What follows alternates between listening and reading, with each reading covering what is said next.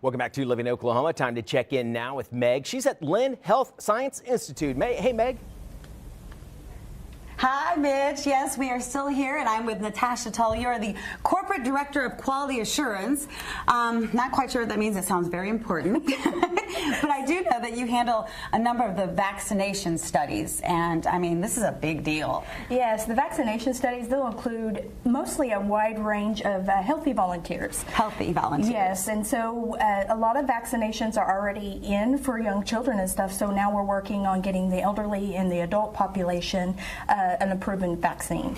And I was going to say, so what are some of the ones you guys are working on right now? Some of those are like RSV, which is spread during the winter seasons. Oh, yes. C. difficile, which... Yeah, what is C. diff? Explain to people what this is. Well, C. diff is a bacteria that can be picked up on handles and on your purses, just anywhere you touch, and then you touch your mouth and it gets into your digestive system, and it's not fun. It causes a lot of problems, and yes. I know in hospitals and senior center, you know, those type of places, it can be just... Yes, because a lot of those people are on a lot of antibiotics, which weakens their system, sure, their immune system.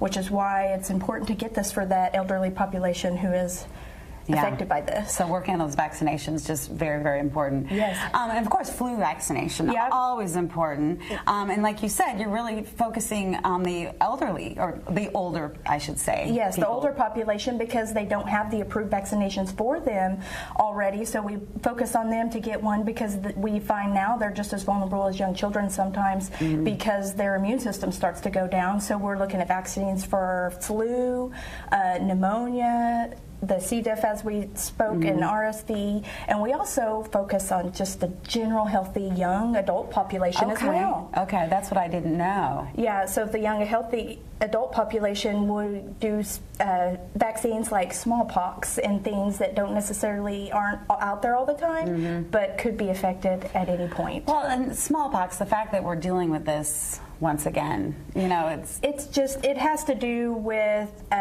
just outbreaks that possibly could come up at a later date. Not saying that there's anything like that. But we're trying to get ahead of the game. Ahead of the game is always what you want to be. You don't want to be behind. So who would qualify for some of these studies? Anywhere from 18 is where we start adulthood, and then your elderly population usually starts at about 60 to 65 up to 85. And if they do these, how does that work? Do they just will call our phone number, the 44 study number, or they can go online, whichever they're more comfortable putting in their information, and they'll do a phone screen with one of our live phone screeners, and we'll let them know if they qualify. And for the vaccination things, is it just a matter of often you get a free flu vaccine? Is there anything else involved? They get compensated for time and travel, as we mentioned before.